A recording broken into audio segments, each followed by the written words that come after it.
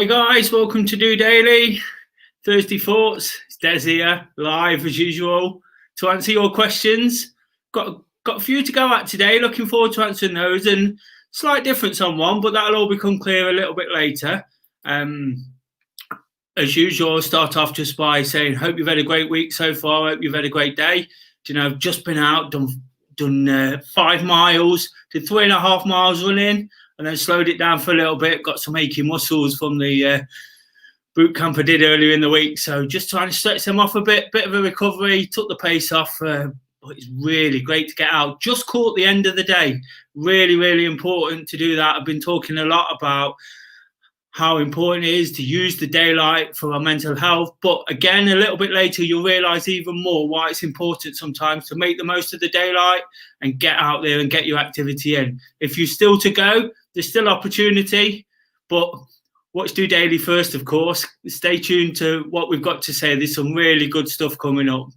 And I've got a special guest. So that's a first on a Thursday. Looking forward to bringing somebody in, something I've not done before. So as ever, always looking to get out of my comfort zone, push on and sort of make what the offer is here that little bit better, I always say it's honest and relatable. It's just my take on certain things. So it's just important just to sort of keep trying to develop, keep trying to move forward, keep encouraging that activity and keep encouraging people to stay on top of things, especially in light of the current situation. It's tough right now, isn't it? Everybody's feeling it to some degree. So it's important just to stay tuned in. I've been talking a lot about walking, getting out in the daylight, and I was just watching something on YouTube myself today. Somebody who does a walking program on the television was saying if you watch a program about nature and such things like that, you're 46% more likely to be inspired by it, to take it on and get out there and do it. So it's important. Whilst it is dark, whilst it is cold, absolutely freezing, by the way. So if you do go out, wrap up warm. It made for an amazing sunset, though. The fog was falling as the sun was setting. It was quite bizarre. I took some pictures, But without any further ado, I'm going to crack on with these questions, starting with last week's throwback. Bit of an obvious one, to be honest. What were your New Year's resolutions for 2021? We're all making them at the moment, aren't we? And whilst I've said many times over the last few days, we don't have to wait for the new year to set new targets, to set new challenges. I think it's important. If you do like to make New Year's resolutions, if you do like the change over the year, the tick over of a day, whatever inspires you to make a change, to set new targets, to set new goals, whilst we can't do a lot of the things we'd like to do, we can pay that little bit more attention to these goals and give it a real go this year. But some good answers as ever. Simon said he's doing Veganuary. He's abstaining from alcohol for 31 days. They're quite common sort of challenges. I'm doing both of those myself to some degree. Not quite Veganuary. I'm cutting out the meat a little bit. Love the meat. Love eating the meat. A little bit too much indulgence over Christmas, and I'm paying the price for it a little. Feeling a bit bloated, feeling a bit heavy. But even after a week, I'm starting to feel sort of a lot better about what I'm doing. Kay wants to get a lot more consistency in the running. Ben says that he wants to be kind. He wants to try to be kind a lot more. That's a good thing, isn't it? I've mentioned a lot in the last few weeks how just helping others and going out your way to do that can sometimes improve our own mental health more than we ever realise. Davna, she's training. She'd like to do the half marathon. She won a place in the Do Running 25-day challenge. She's doing the 10K. Well, she wants to run 10K of it towards that half marathon place. She did it last year and walked a half marathon in 3 hours, which was a superb effort. So I'm sure she'll have no problems in completing that. I think she's working to her couch to 5K at the moment, so she'll crack on and get through that. Dawn just wants to see the end of the coronavirus, don't we all, Dawn? We all want to sort of get to the end of that, and she'd love a party at home and a karaoke night. We've had one or two of those through through Do Running in the past, and they've been absolutely fantastic. My singing's absolutely atrocious. So they'd probably rather me not get involved, but there you go. And yeah, so there's a few to go out there, and they're all kind of the usual things. They're what people say, but like I say, this year especially, I think there's a real opportunity to give them a real go, give it a real push, crack on with those. You know, whilst we haven't got time to do some of these things that sort of bog us down, of course, lots of people are busy, people are at home working, people are at home schooling children and such things. They're busy doing that. It's important to remember you've got to take that time for yourself as well. You've got to look after yourself and look forward to the things you do, because your own health and mental health is important in helping others. We touched on that already, didn't we? But cracking on with those questions. First question's from Chris. Chris says, how do you stay motivated when injured? I think Chris is suffering at the moment and struggling a little bit to deal with it. To be honest, I was in exactly the same place, exactly the same time this time last year, sorry. Do you know, I was struggling, I did an operation, then all of a sudden my groin went when I tried to get back into my running. And it was really, really frustrating. This is quite a popular question on DOdaily on Thursday Thoughts, to be honest. I think people's frustrations come out when they can't run, when they can't do the activity they used to. And I just found last year, one way I ultimately dealt with it, I didn't deal with it particularly well. I kept pushing myself. I kept getting myself into bad habits, probably making the problem a little bit worse, not giving myself that chance to recover.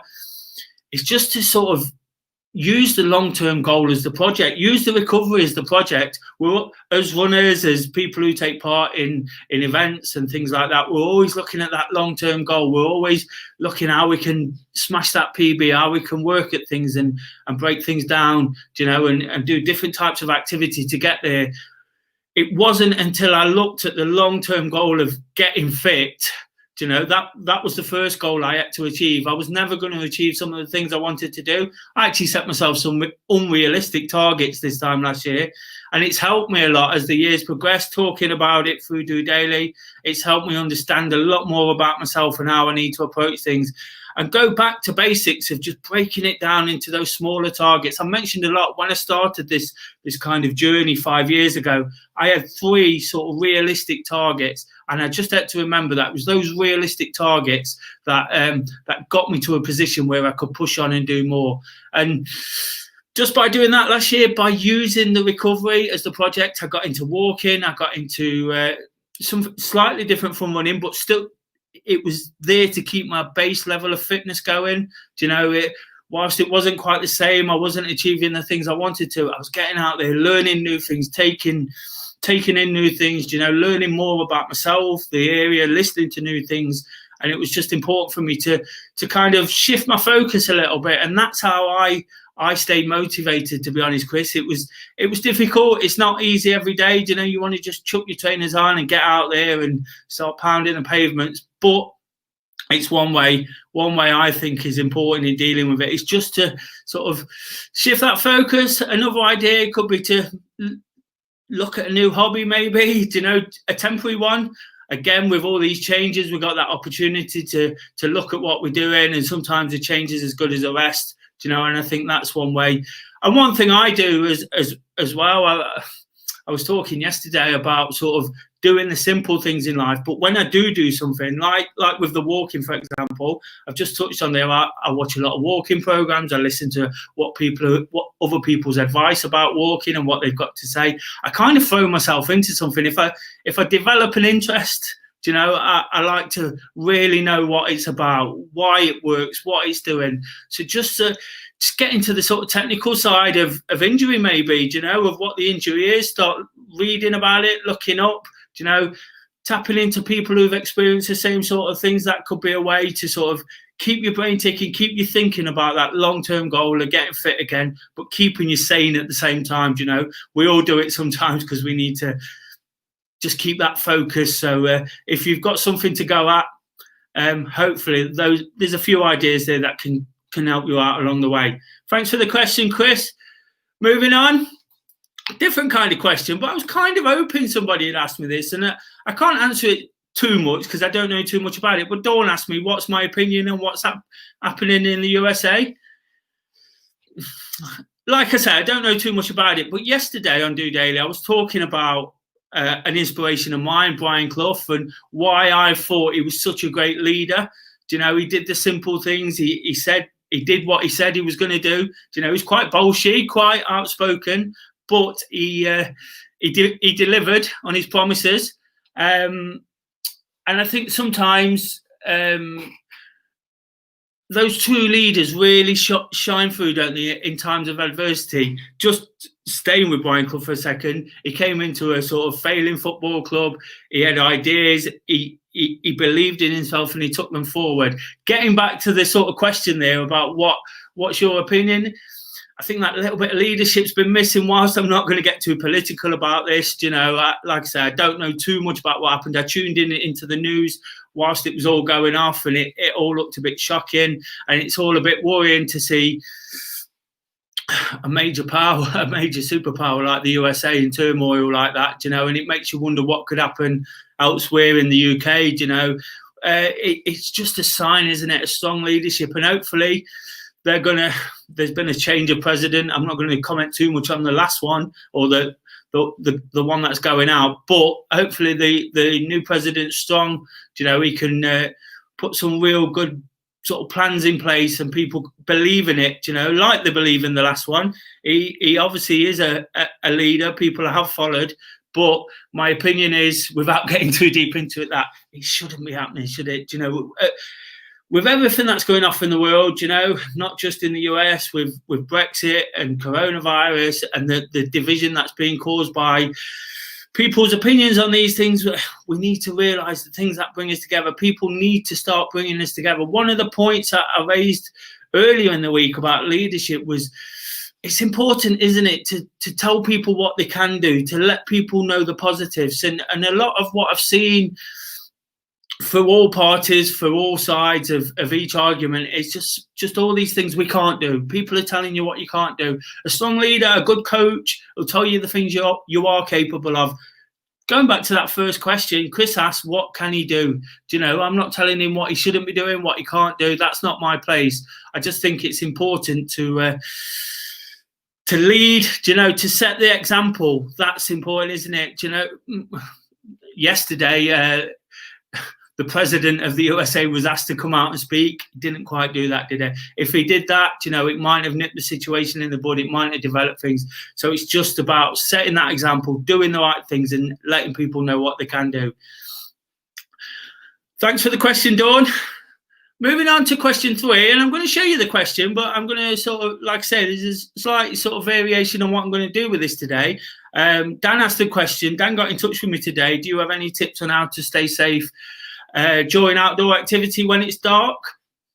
And I got into a conversation and asked him why he asked this question, and he experienced a negative situation last night. And whilst we don't like to sort of dwell on the negatives, and hopefully we can turn this one into a positive, I'm actually going to get Dan in tonight and going to get him to speak and let us know of this situation that occurred whilst he was out running, and ask him to explain. I think it's really important.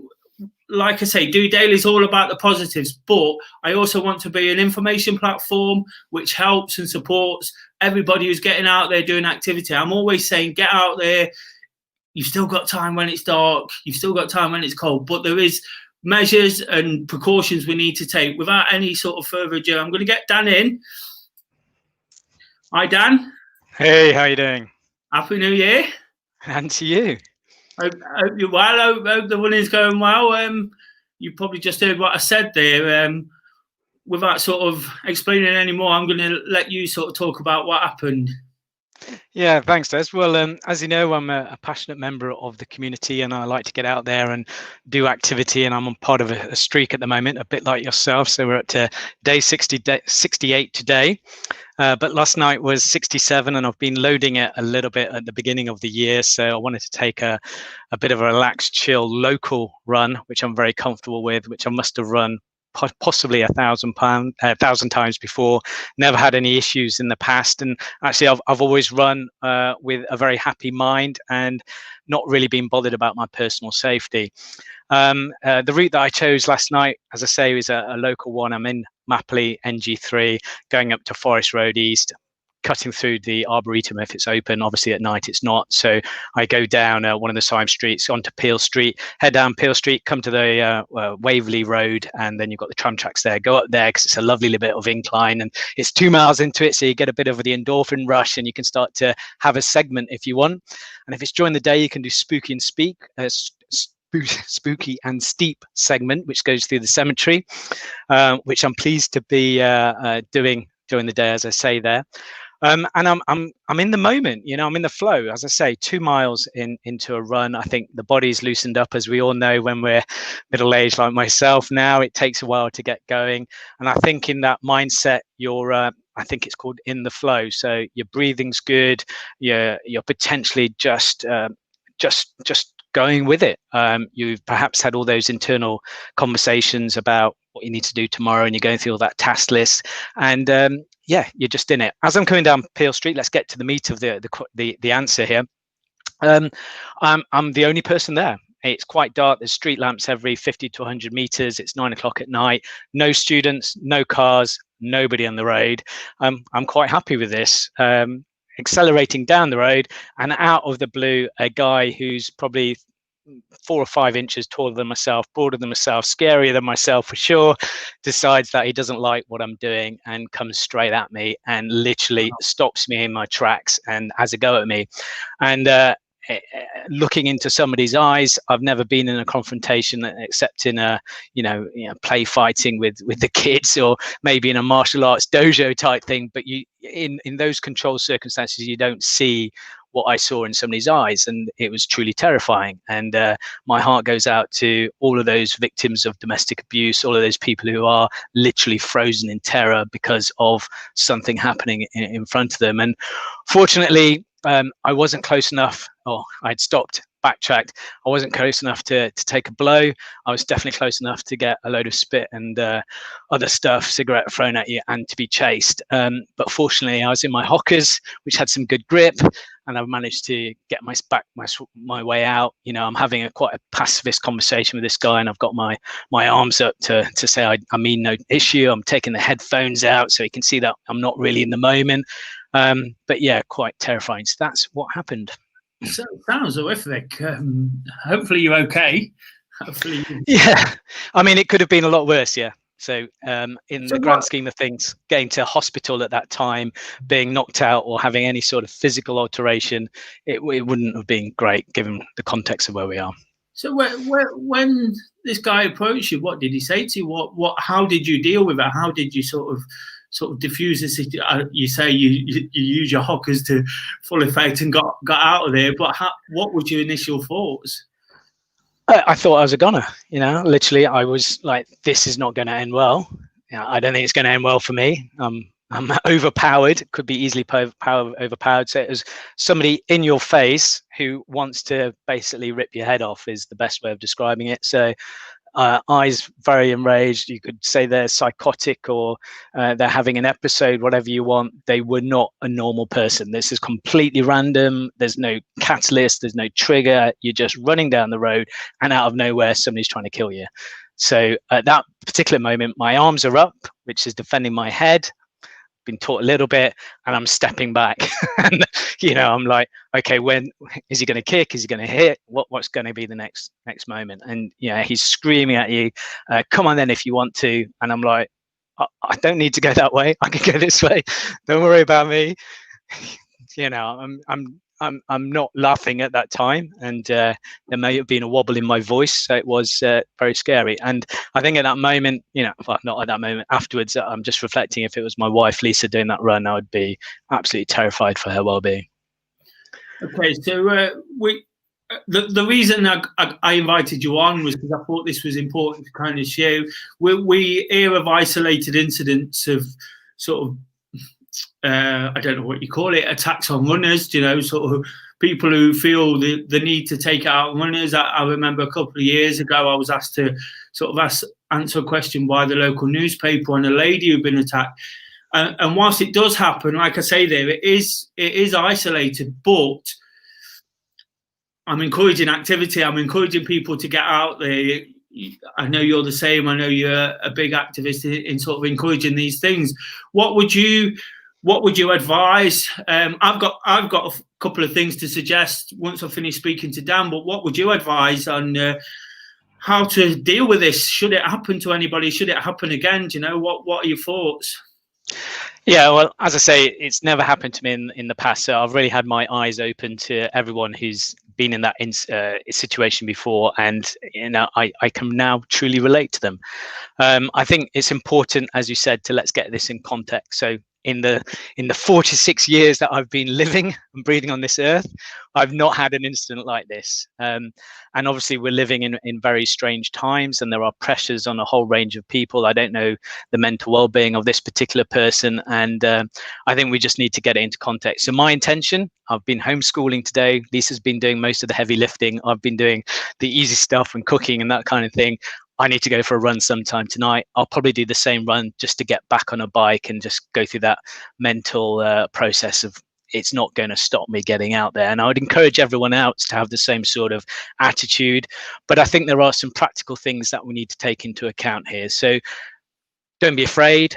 When you are running, be extremely mindful. I think this is important anyway. So getting into the flow, it's a bit like when you are in the flow, your footing is automatically more secure. If you're looking for all the places where your ankle could joint and all that kind of thing, ironically, you might actually go into those. But when you're in this state of hyper, I guess, supervision, and you're just taking in the environment, then your footing can be quite secure. And Chris McDonald talks about it in his Natural Born Runners book of how these people can run down mountains and stuff like that. They don't seem possible. How do they get the footing right? So I think we need to be mindful. We need to be in the moment. I'd urge everyone to be just more vigilant. I will wear headphones tonight, but I won't have them so loud. I don't think I was deprived of sensitivity there, but I think having all your senses acutely operating when it's night is probably a sensible thing to do. So yeah, maybe not with the earphones. I think you need to think about the routes at the moment. So there are some routes that feel very, very comfortable and very, very safe because they're known to you, but the cityscape has, in my opinion, changed.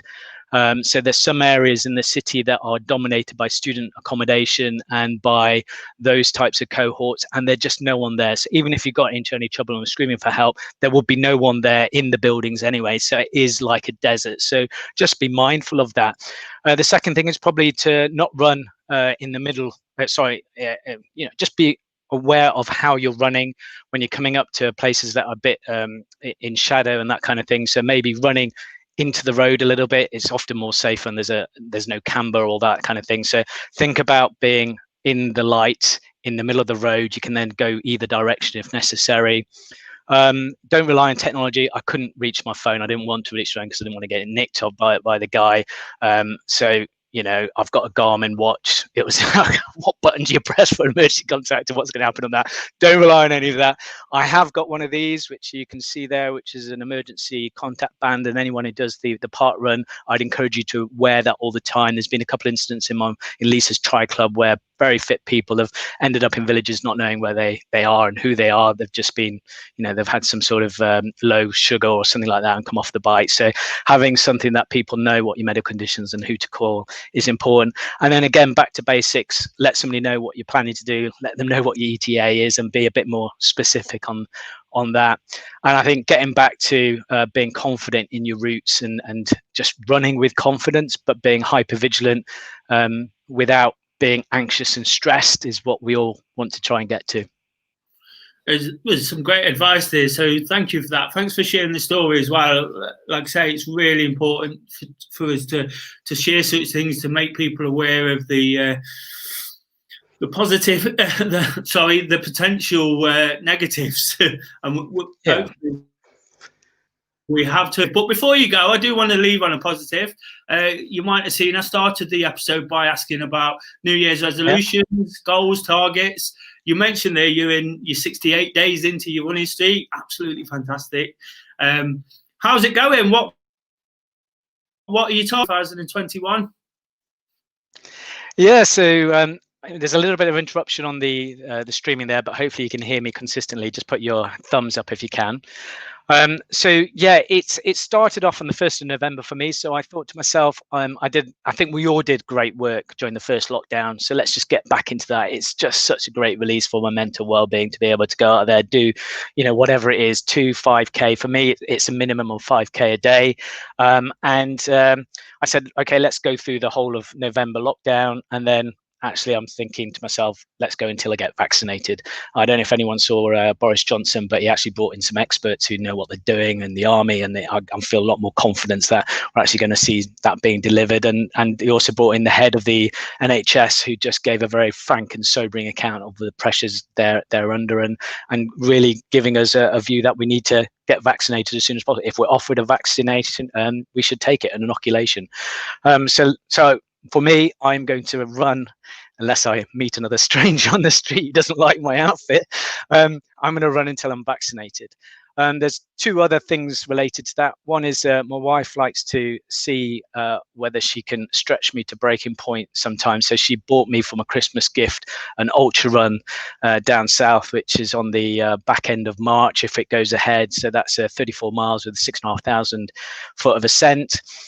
And that's something that I am actually a little bit nervous about, even living in Mapley Park, where we live in a hill and you have to get that ascent anyway. So last year, 132,000 feet worth of ascent, 2,365 miles worth of running. I feel like, okay, I can do that. But actually, when I looked at 6,000 plus ascent over 34 miles, that's a challenge. So I've looked at breathing. So my New Year's resolution is to breathe through my nose when I'm running.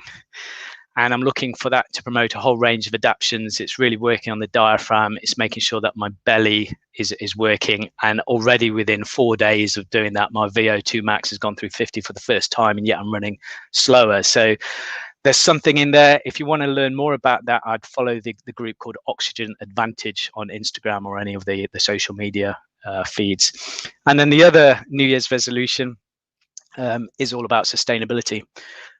So I was fortunate enough to take a course with the Nottingham-Trent University that was funded by the European Regional Development Fund, a continent that we used to be neighbours with. And they decided that it was worthy of investing in all SME directors and people who've got a little bit of influence about what we can do as an individual and as a business owner around sustainability. We're capitalist driven. We look at the bottom line, we look at profit. Actually, is that the right thing to be looking at? And again, a pandemic is spurring all of this type of thing. So I took a course with that, and it really illuminated myself to the fact that we as individuals can be doing stuff about this. So there's a whole range of measures that we're doing, which the kids won't like, because obviously there's a bit of plastic involved in, or plastic reduction.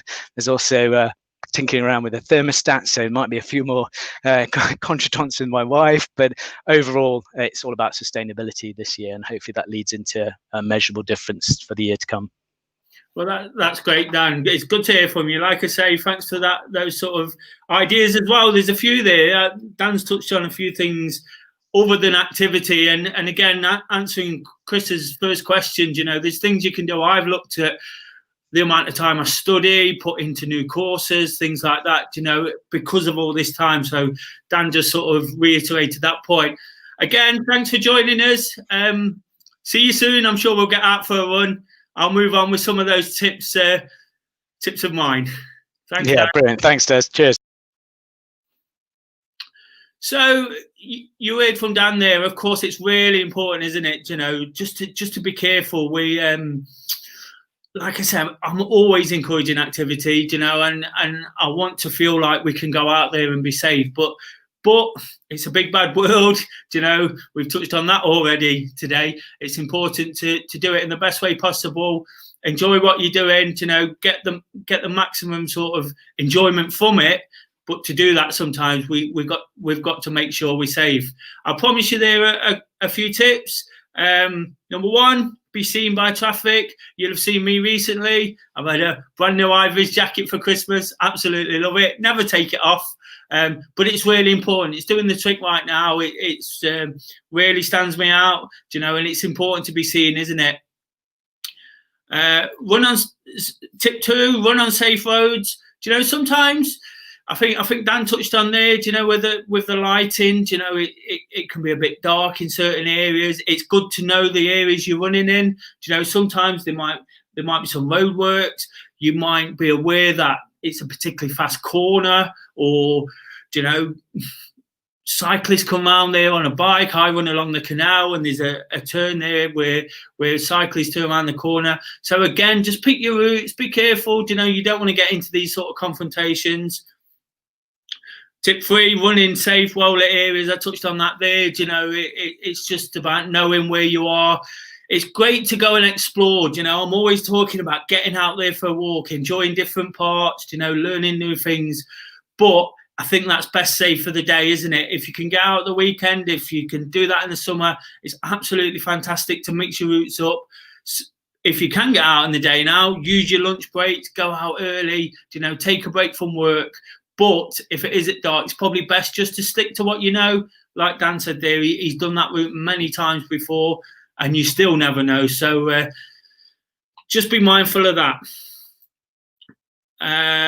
Plan a familiar route. Again, we've touched on that. It's about just going the places the parts the parts you sort of. There might be parts that are well known for being a bit unsavoury, a bit the wrong type of people sort of frequent. So just sort of plan it. Talk to your family. Dan said he talked to Lisa, his wife, about where he was. And now when he says he's going to be home at 6 p.m, he's going to be home at 6 p.m. I think that's really important. Don't wear headphones. It's probably the safest way to do it. Dan touched on the fact he wants to go out, get back on the bike, get back on the horse, whichever way you want to put it. He wants to get out there and do what he needs to do to sort of overcome the trauma of what happened, and he's gonna turn his headphones down.